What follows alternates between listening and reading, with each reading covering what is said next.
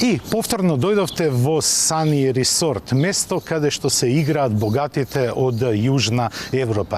Тука има и многу македонци, но не дојдовме во улога на управа за јавни приходи. Дојдовме да го возиме BMW X7, најновиот, најголемиот и најскапиот производ од гамата на спортско корисни возила на баварскиот Синобел пропелер. Иако од таборот на BMW не сакаат тоа да го истакнуваат, но ова спортско корисно возило има многу допирни точки со Rolls-Royce Cullinan.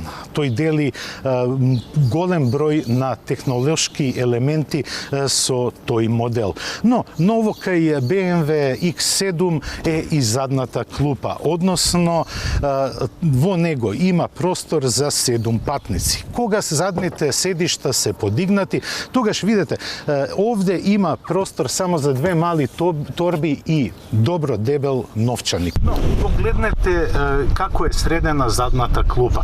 Нема никакви импровизации, иако е резервна, таа изработена врвно. Има и остава за пијалоци и има доволно простор за пократки патувања. Но ние не сме дојдени тука да зборуваме за гепекот, ниту пак за третиот ред седишта на X7, туку за возењето.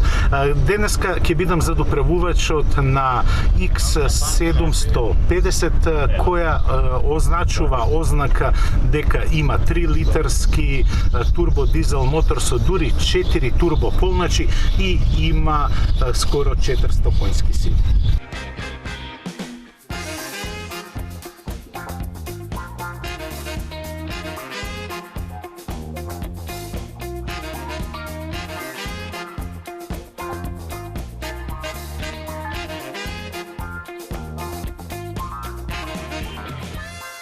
Кога BMW ги покажува мускулите, тоа го прави на најдобар можен начин.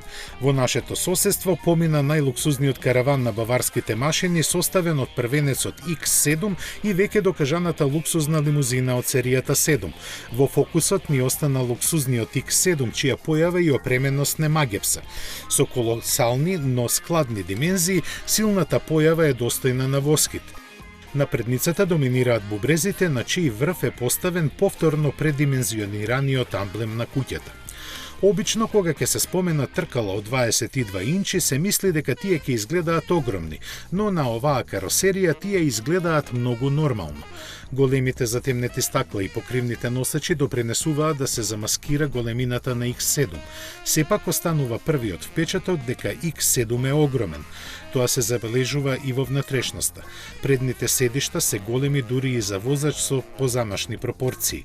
Задната клупа, како од чега, прима 3 патници, додека двете седишта во третиот ред нудат комфор, но до нив се доаѓа малку покомплицирано. Дури и кога се во функција во багажникот остануваат 326 литри простор. Кога сакате да натоварите поголем товар, можете да ги соборите седиштата од вториот и третиот ред преку електричните команди во багажникот, па дури и да се смали височината на задната оска, опција која оди само со воздушно потпирање. Кога се наоѓате зад управувачот на X7, станувате свесни за големината. Седењето е високо, од каде возачот има птичја перспектива на патот. Окружувањето е луксузно, изработено прецизно и исполнето со 2 огромни дисплеи, задолжени за информирање и контролирање на сите функции на возилото, а доколку имате време, ќе откриете дека ги има на претек. Притисокот на копче за стартување го буди моторот, чие работење го следи резонантен звук и благи вибрации кои одат во прилог на спецификацијата.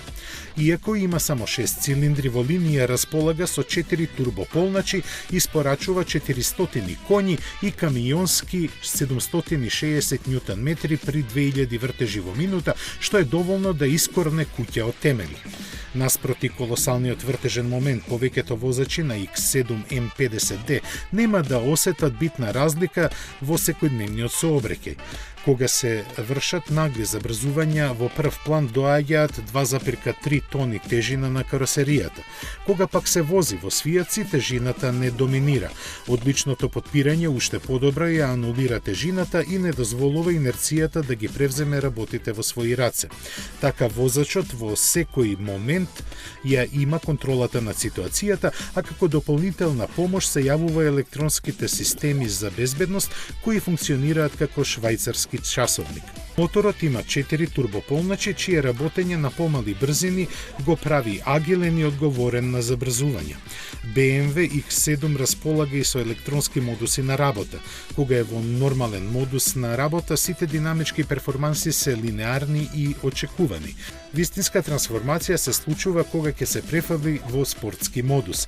Тогаш реагирањето на моторот се подига за едно ниво повисоко, а тоа го проследува и со воздушното потпирање кое станува потврдо. Кога се форсирани свиоци на помош, пристигнува електронски нагледуваниот заден диференцијал кој будно го следи дистрибуирањето на силата, што е од особено значење за високиот центар на гравитација и тежината која ја има X7.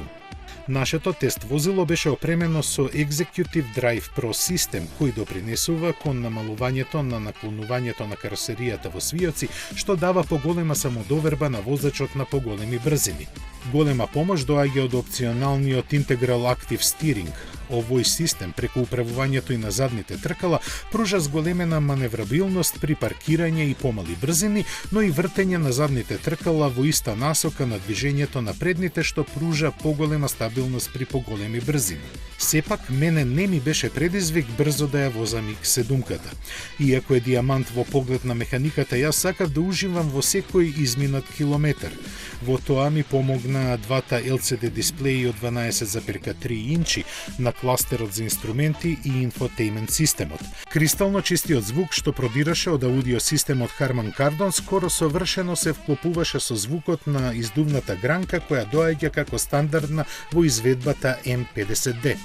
Лично сметам дека нема да ви треба повеќе сила во возилото со димензии на X7 што го има во верзијата M50D.